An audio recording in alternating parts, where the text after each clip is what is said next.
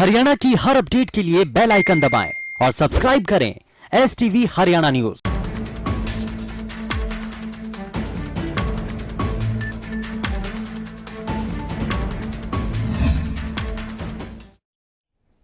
नमस्कार, बड़ी बहस में आप सभी का स्वागत है। साथ मैं हूं आपकी कीर्ति कंसल। लॉकडाउन और कोरोना संकट के बीच सरकार अलग अलग सेक्टर को राहत देने का काम कर रही है और इसी क्रम में सीएम ने एक बार फिर से अपना पिटारा खोलते हुए छात्रों और गरीबों के लिए बड़े ऐलान किए हैं। रिपोर्ट देखिए।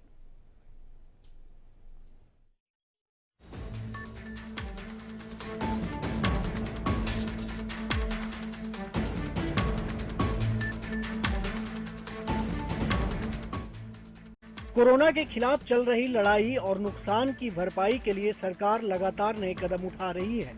सरकार एक के बाद एक ताबड़तोड़ फैसले ले रही है। सीएम मनोहर लाल ने प्रदेश की जनता को संबोधित करते हुए एक बार फिर से कुछ नई योजनाओं का ऐलान किया। सरकार ने लोन लेकर पढ़ाई करने वाले छात्रों को राहत देते हुए 3 महीने का ब्याज माफ करने का फैसला किया है।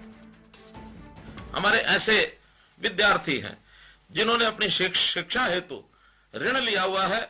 ऐसे सभी विद्यार्थी जो इस वर्ष अपनी शिक्षा पूर्ण करने वाले हैं अथवा जिन्होंने पहले लोन लिया है, अभी तक अपना व्यवसाय शुरू नहीं कर पाए हैं, अर्थात बैंकों में अपनी मूल राशि की वापसी उन्होंने अभी शुरू नहीं की है, ऐसे सब विद्यार्थियों के शिक्षा ऋण के लिए जो उनका ब्याज दिया जाता है, 3 महीने के इस ब्याज का भुगतान हरियाणा सरकार करेगी।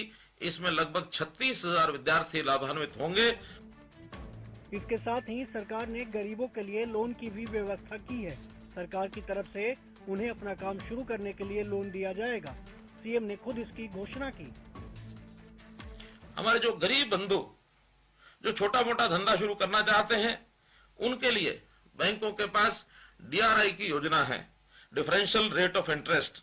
इसमें 15,000 रुपए का ऋण ये इन लोगों को मिलता है। 4% की ब्याज की राशि होती है। 4% की उसमें ब्याज की राशि में से 2% ब्याज की राशि हरियाणा प्रदेश देगा और इस ऋण को भी बैंकों के माध्यम से 3 लाख लोगों को उपलब्ध कराया जाएगा। इसका भी जो गरीब लोग हैं अपना छोटा मोटा जो काम है, बिजनेस है, उसको वो शुरू कर सकेंगे। सीएम ने साफ कर दिया कि हरियाणा में कोई भी गरीब भूखा नहीं सोएगा। मुख्यमंत्री ने सरकारी योजनाओं के बारे में विस्तार से बताया। सीएम ने कहा कि जो भी मजदूर घर वापस जाना चाहते हैं, सरकार उन्हें अपने खर्चे से उनके घर तक पहुंचा रही है। उनकी भी चिंता नहीं आने दी।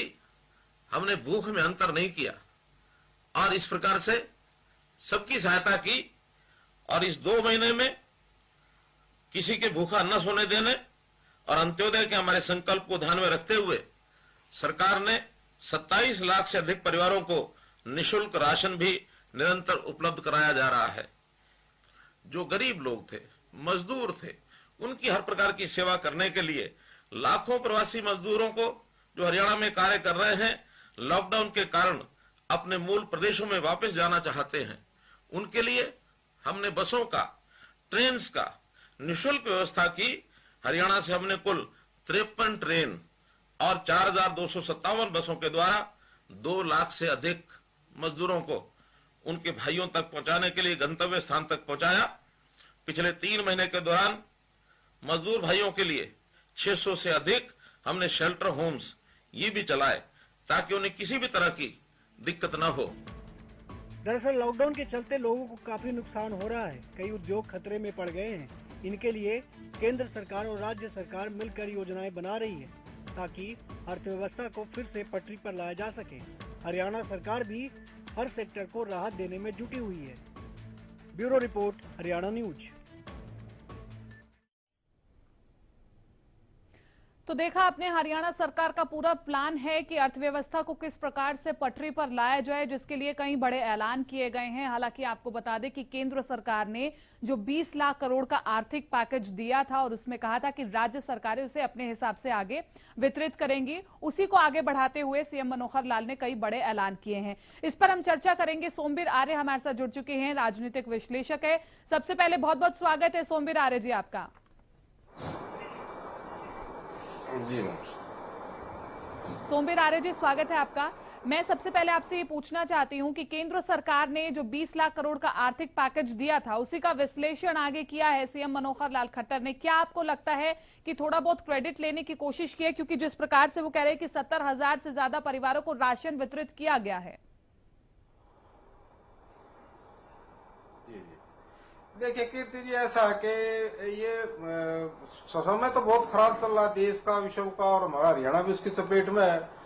और तो 20 लाख करोड़ रुपए का जो पैकेज दिया है, जो भी हमारा उसमें शेयर आता है, जो भी योजनाओं में हमारा जो बनता है वो केंद्र से आएगा। तो मनोहर लाल खट्टर जी ने कल देखिए ऐसे निराशा भरे माहौल में उन्होंने एक राज्य का मुखिया होने के नाते कल उन्होंने कुछ राहत वो किया है, तो वो स्वागत योग है।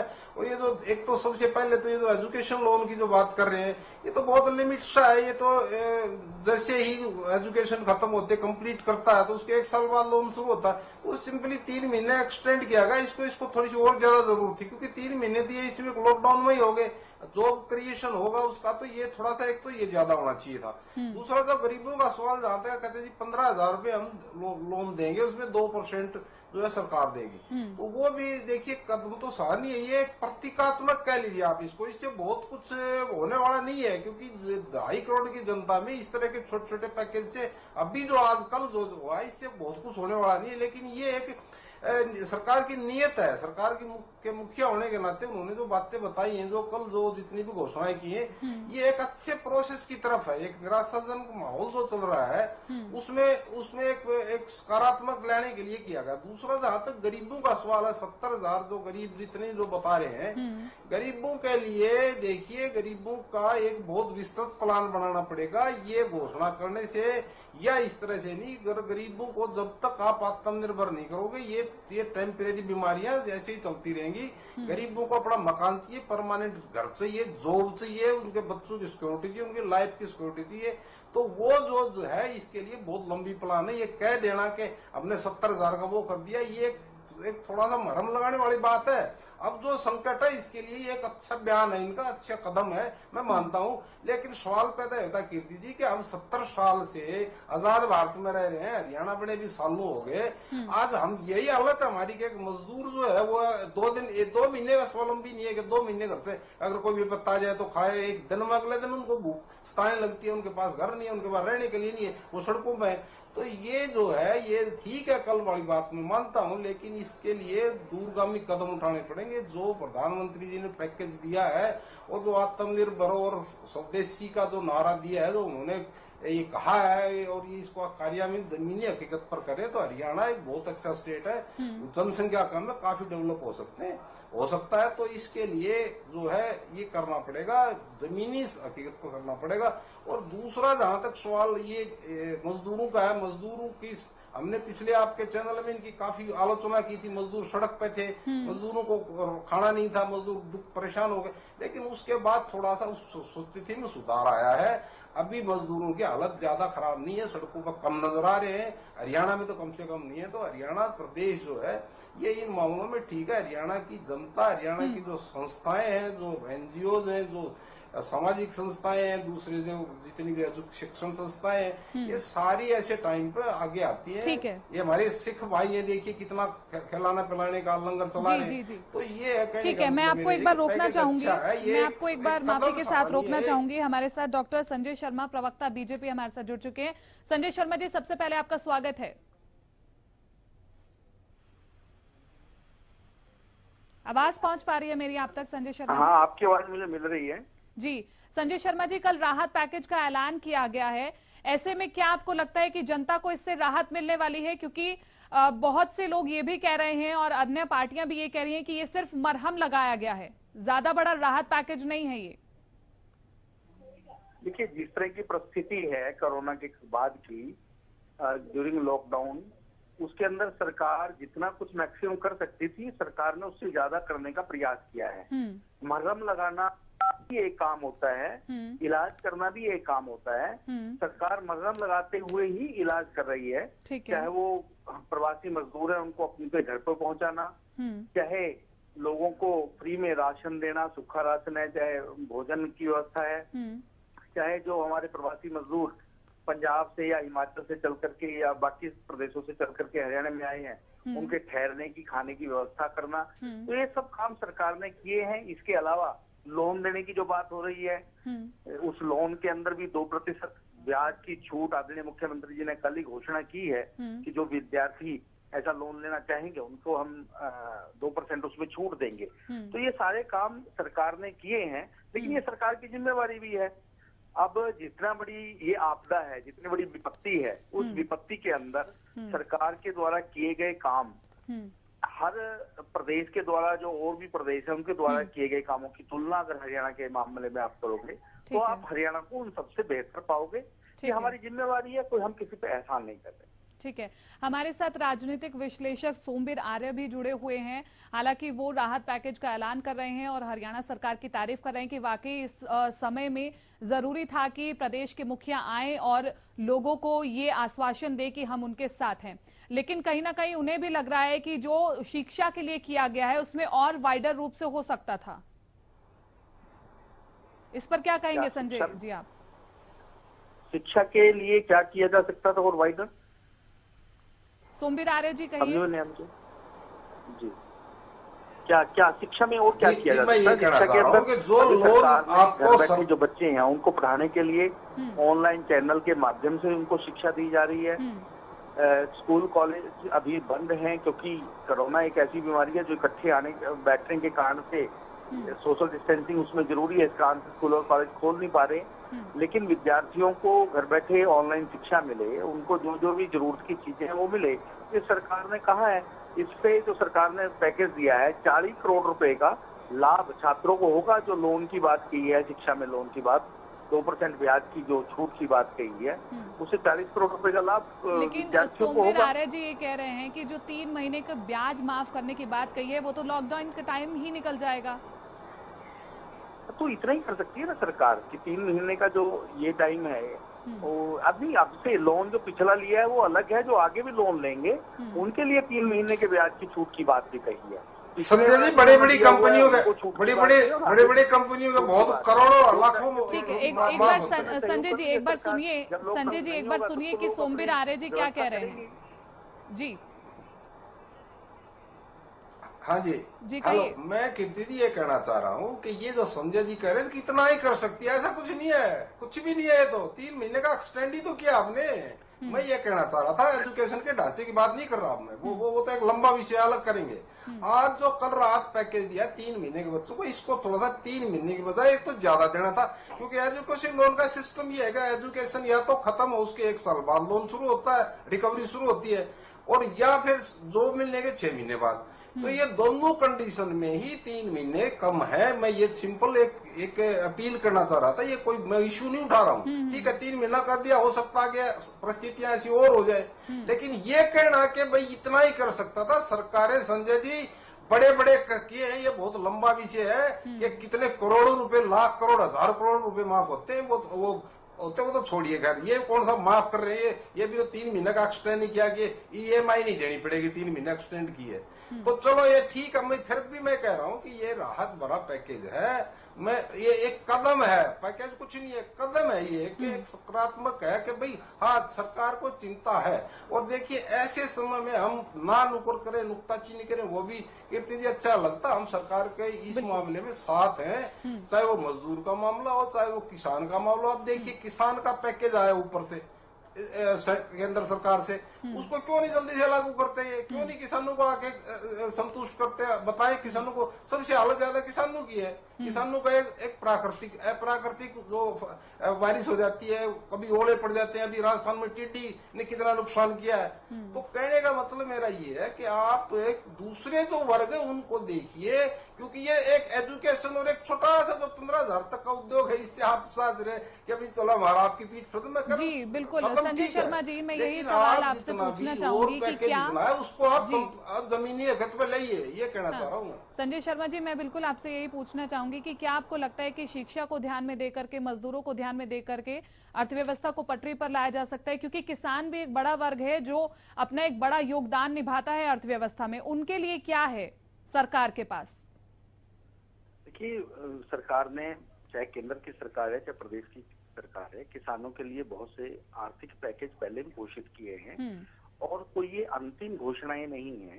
एक सरकार की भी अपनी एक मर्यादा है, एक अपनी लिमिटेशन है। इस लॉकडाउन के पीरियड में सरकार के जो अपने खर्चे हैं सरकार ने वो कम किए हैं।